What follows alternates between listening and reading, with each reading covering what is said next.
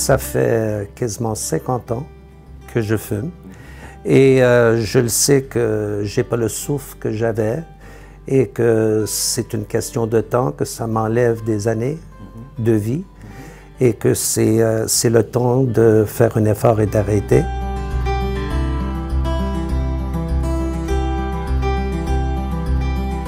Il y a une semaine pour avertir à la population canadienne qu'il y a une très importante connaissance sur le danger de le tabagisme. Les gens qui fument, ils souffrent. Ils souffrent s'il y avait un cancer, c'est évident.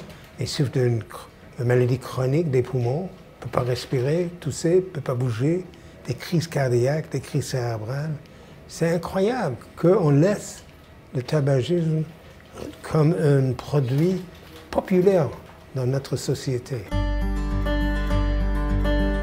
On va avoir un programme qui va commencer cette semaine. C'est un programme de groupe de 8 sessions qu'on offre soit dans l'après-midi à 1h30 ou le soir à 18h30.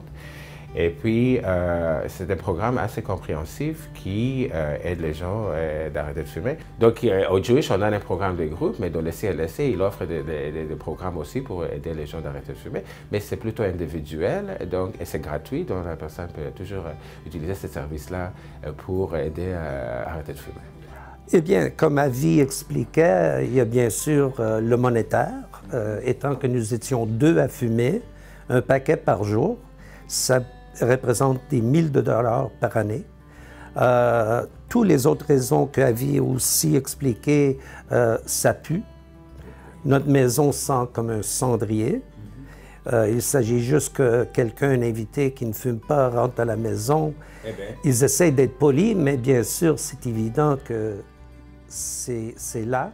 La chose que je suggère aux gens, c'est avec un morceau de papier noter si je vais arrêter de fumer, quelle sorte de gain je vais avoir? 1 an, 5 ans, 10 ans. Et ça va motiver la personne de vous dire, oh oui, c'est ça, qu'est-ce que je veux. Alors, par exemple, c'est $5000 chaque année. Donc, multiplié par 5 ans, c'est $15 000, tu sais, et même plus que ça. Et santé, éviter des maladies, avoir meilleur odorat autour de moi, etc., etc. Et si la personne regarde sur cette liste-là, elle va décider, vous savez que ça vaut la peine que j'essaie d'arrêter de fumer. On est devenu plus conscient aussi au niveau d'exercice.